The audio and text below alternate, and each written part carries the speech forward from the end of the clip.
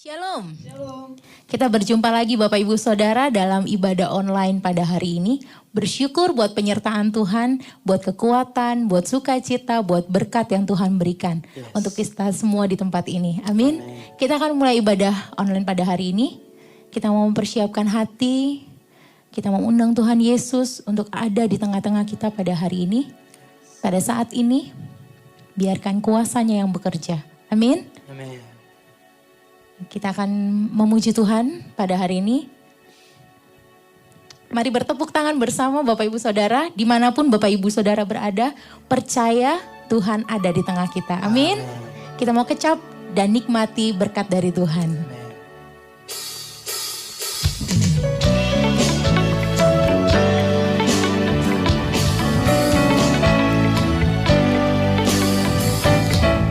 Kecaplah.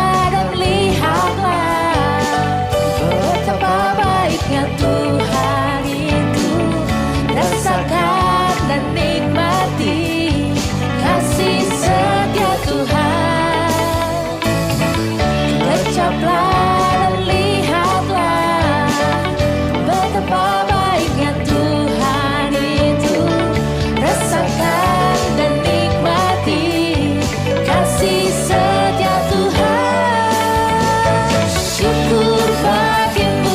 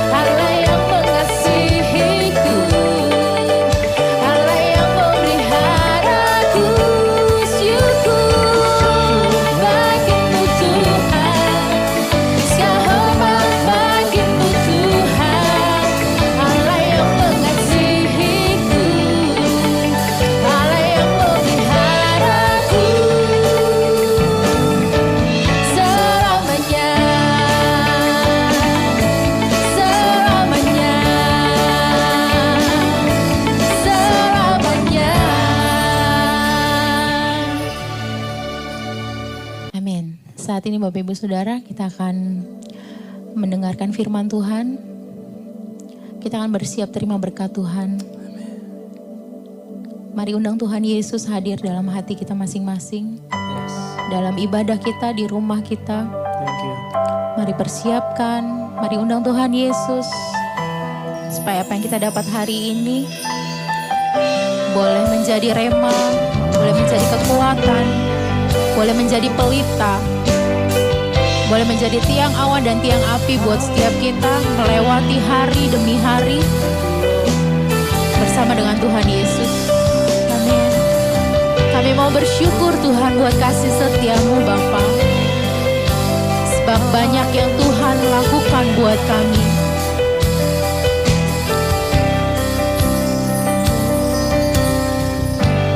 Banyak yang Kau perbuat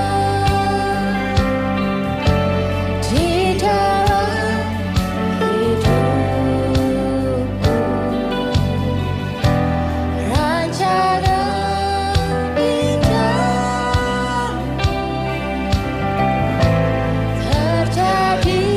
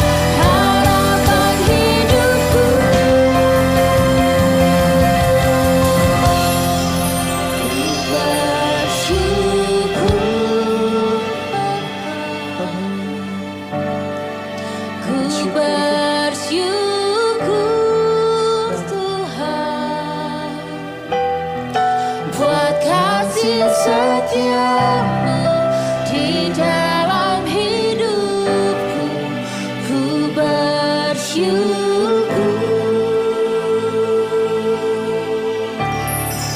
ku bersyukur,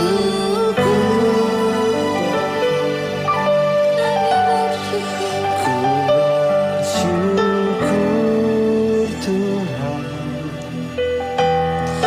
buat kasih setiamu di dalam hidupku,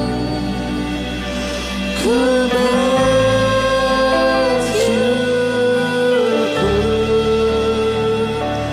Tuhan. Kami bersyukur buat kasih setiamu Bapa.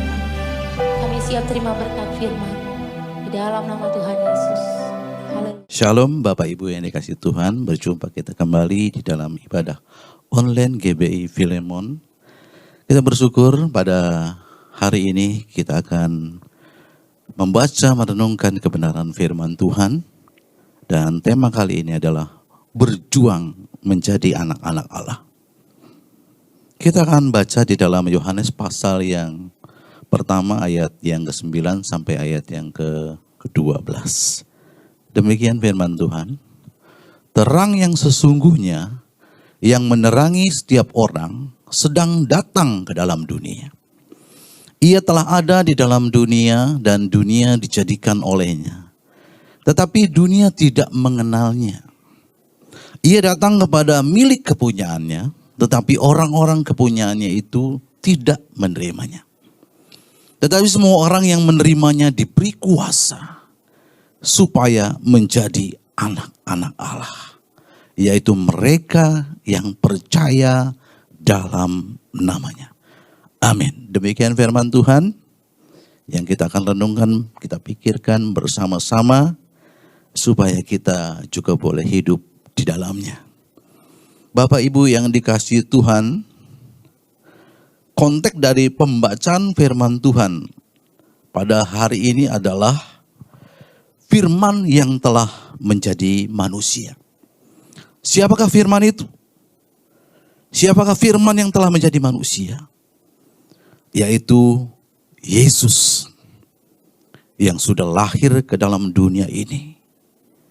Dan dia datang sebagai terang.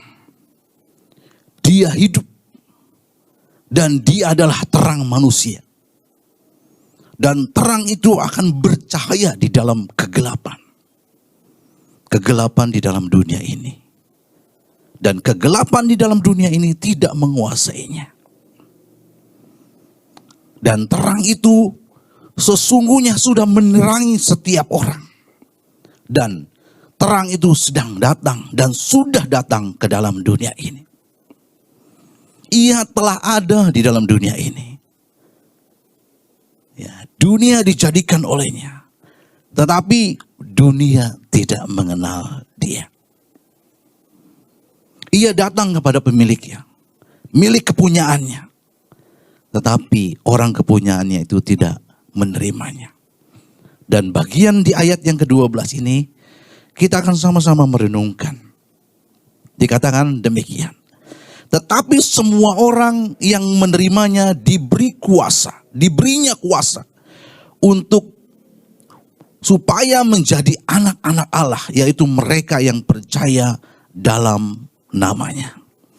Kalau kita berbicara, kita diakui sebagai anak, tentu kita sangat bersuka cita. Kita sangat senang. Ya, kita diakui menjadi anak dari Presiden Republik Indonesia aja senang banget ya. Apalagi di sini kita diakui sebagai anak-anak Allah. Wah, luar biasa. Allah yang menciptakan langit dan bumi dan seisinya. Itu menjadi Bapa kita. Menjadi ayah kita.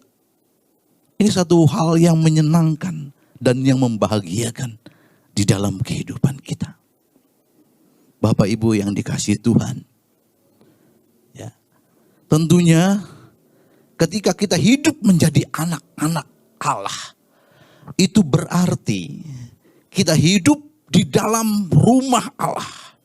Kita hidup di dalam lingkungan Allah Bapa. Lingkungan kerajaan. Kita harus tahu ini. Bahwa kita sekarang berada di rumah Bapa. Kita ada di rumah Allah. Oleh sebab itu kita juga harus mengikuti aturan-aturan yang ada.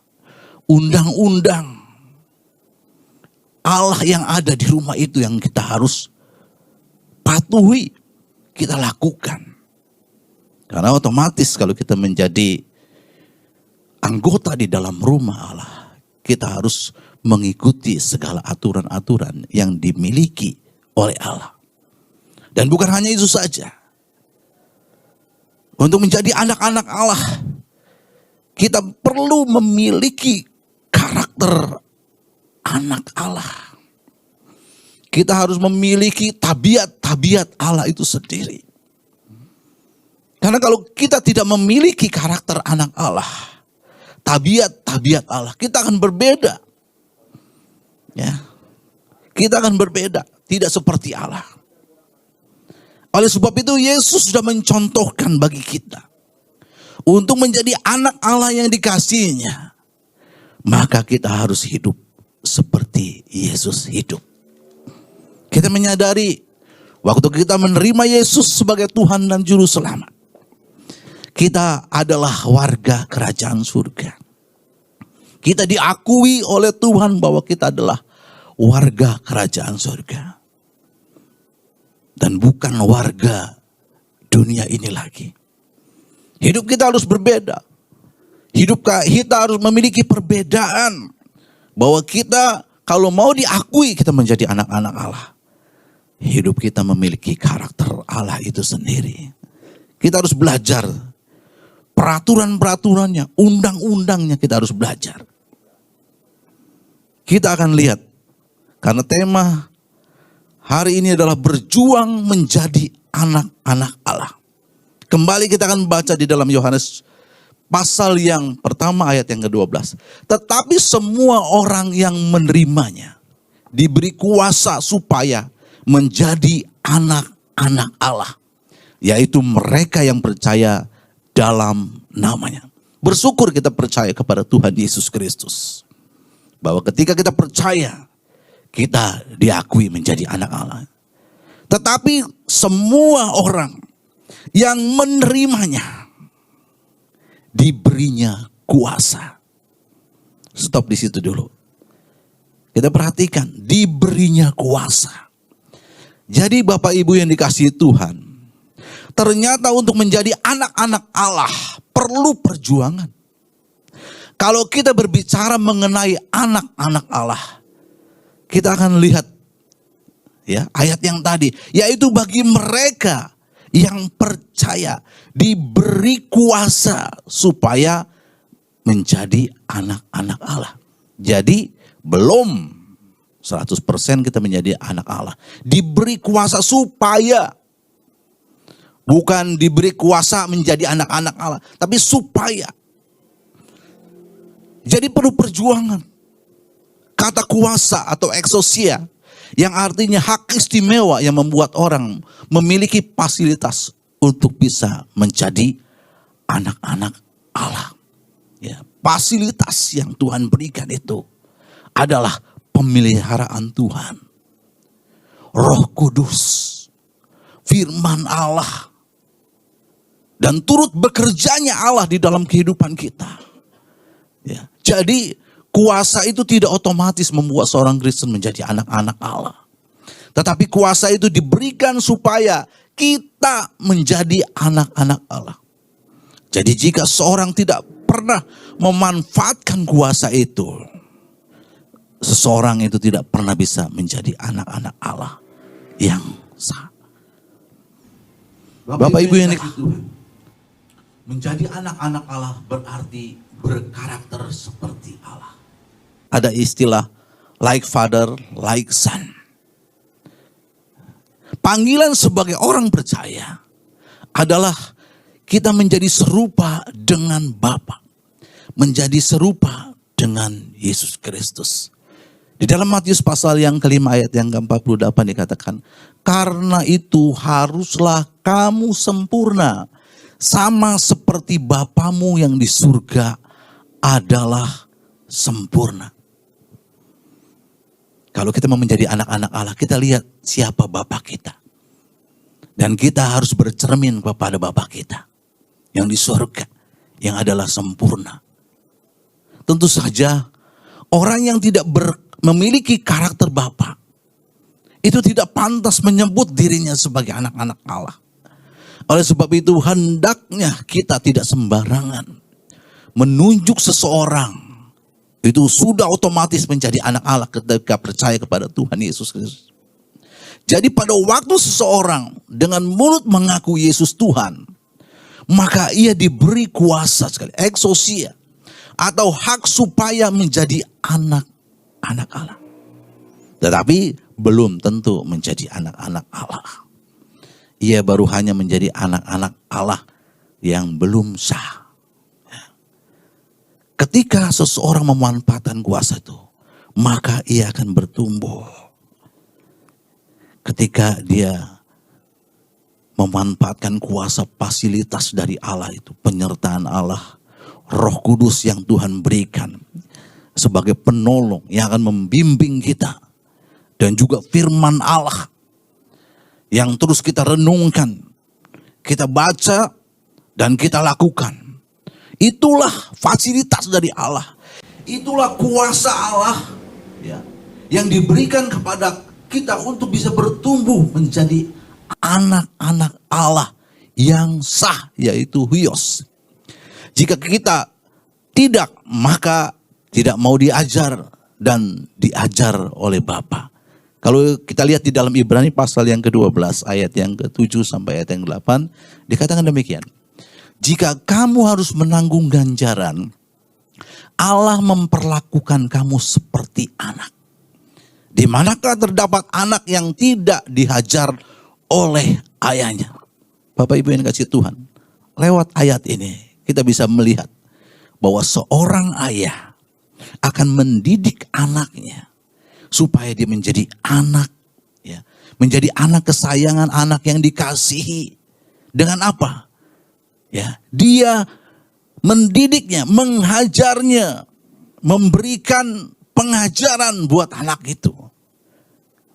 Nah, ayat ke-8, tetapi jikalau kamu bebas dari ganjaran, dari ajaran, dari teguran yang harus diderita setiap orang, maka kamu bukanlah anak, tetapi anak-anak gampang.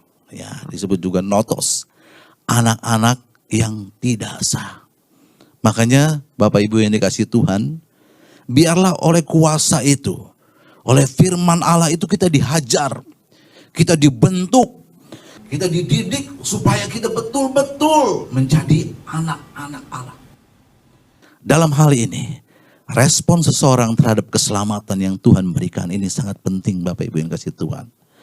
Tanpa respon tidak akan kita menjadi anak-anak Allah yang sah. Jadi perlu keteguhan hati, perlu perjuangan di sini untuk kita bisa menjadi anak-anak Allah yang benar-benar anak Allah. Supaya kita mau diberikan hati kita ini untuk Tuhan. Supaya bisa dibajak oleh Tuhan. Supaya hati kita ini boleh turut kehendak Tuhan. Dibentuk oleh Tuhan menjadi anak-anak Allah yang sah. Bapak Ibu yang dikasihi Tuhan, Paulus berkata di dalam Filipi pasal yang kedua, ya, di situ dikatakan kerjakanlah keselamatanmu dengan takut dan gentar. Jadi waktu Tuhan Yesus memberikan kita anugerah lewat kematiannya di kayu salib, keselamatan itu menjadi milik kita. Tetapi Paulus katakan kerjakanlah keselamatanmu dengan takut dan gentar. Bapak Ibu yang dikasihi Tuhan, keselamatan memang anugerah Tuhan yang diberikan kepada kita. Tetapi keselamatan itu sangat mahal harganya. Keselamatan itu tidak murah. Karena lewat darah Yesus yang mahal itu, kita diselamatkan. Oleh sebab itu, keselamatan itu kita junjung tinggi. Dan kita boleh mengerjakannya di dalam kehidupan ini. Di dalam penggarapan Allah lewat kebenaran firman-Nya. Kita mau ada usaha untuk kita bisa disahkan sebagai anak-anak Allah. Respon sekali lagi terhadap keselamatan yang Tuhan berikan dan sediakan. Ini adalah tanggung jawab yang harus dipenuhi setiap orang percaya. Tentu saja perjuangan ini bukanlah dinilai sebagai jasa. Sebab kalau Yesus tidak mati di kayu salib, tidak ada pintu anugerah sama sekali. Perjuangan ini adalah bagaimana kita mensyukuri apa yang Tuhan sudah berikan bagi kita. Supaya apa? Supaya kita benar-benar menjadi warga kerajaan Allah. Menjadi anak-anak Allah. Jadi, mengerjakan keselamatan dengan takut dan kendar adalah respon terhadap anugerah. Bukan usaha untuk mencapai atau memiliki keselamatan dengan usaha manusia sendiri. Tetapi kita mengerjakannya itu karena kita menyadari bahwa kita sekarang menjadi anak-anak Allah. Menjadi warga kerajaan Allah. Yang harus memiliki karakter ilahi. Karakter Allah harus ada di dalam diri kita. Lihat ucapanmu. Lihat perkataanmu. Sikap, tingkah laku, pikiran kita. Perbuatan kita. Kita selaraskan kepada keteladanan. Contoh yang Tuhan Yesus berikan buat kita semua. Demikianlah firman Tuhan yang kita renungkan pada hari ini. Kiranya Tuhan Yesus memberkati kita semua. Haleluya. Amin. Baik Bapak Ibu yang dikasih Tuhan, kita akan nyanyikan sebuah lagu. Biarlah pujian ini akan mengingatkan kita bahwa Yesus telah membuat kita menjadi anak Allah. Dia mengangkat kita menjadi milik kepunyaannya. Terima kasih ya Tuhan, terima kasih. Mari kita nyanyikan bersama-sama pujian ini. Haleluya, haleluya.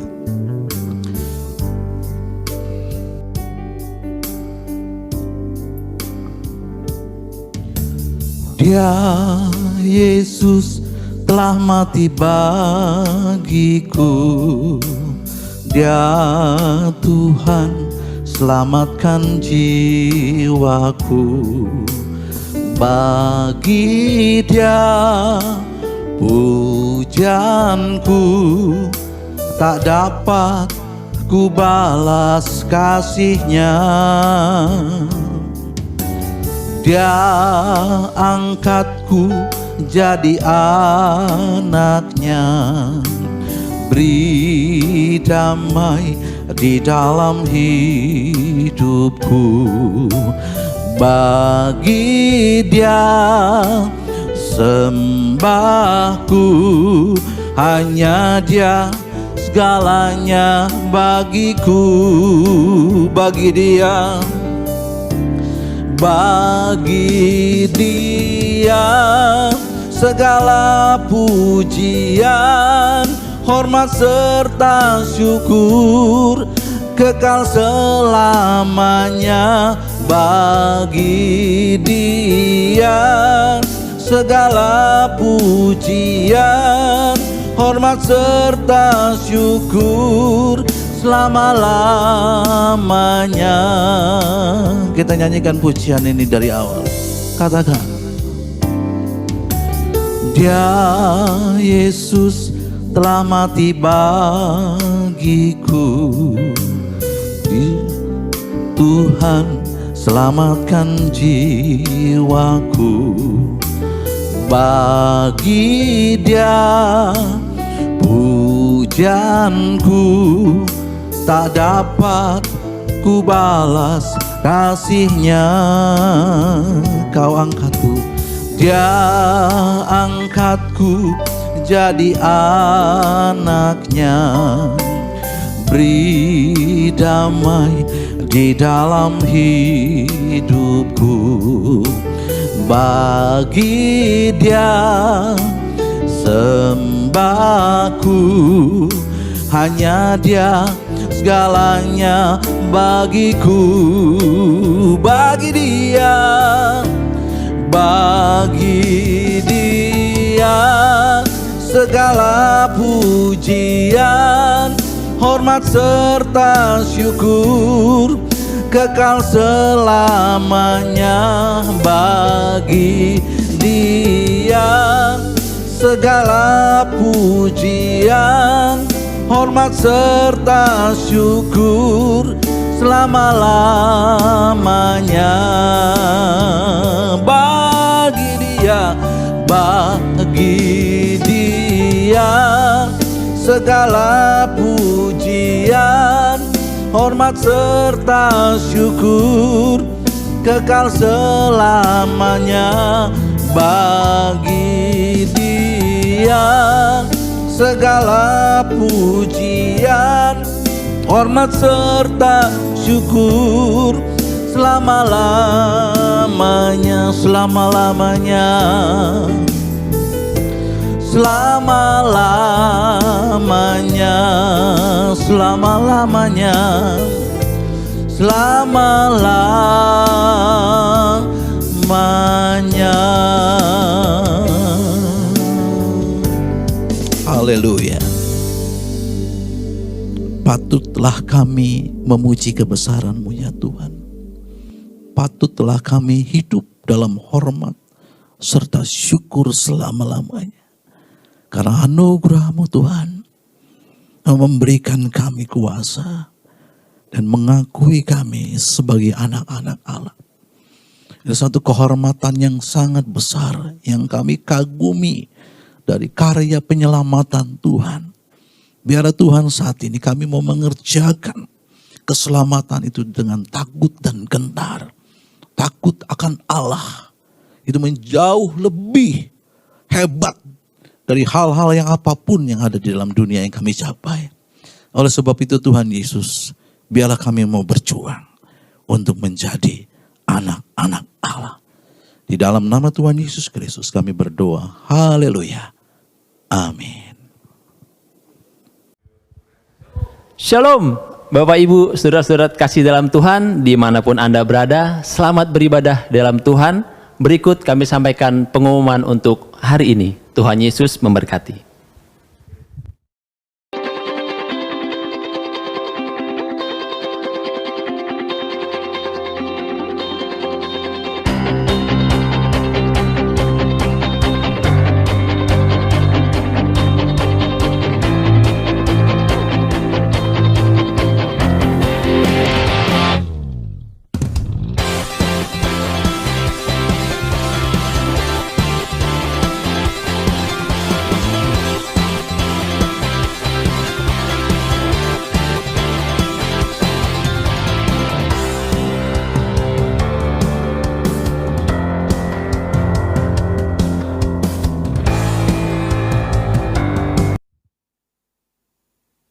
Tuhan kiranya memberkati dan melindungi engkau.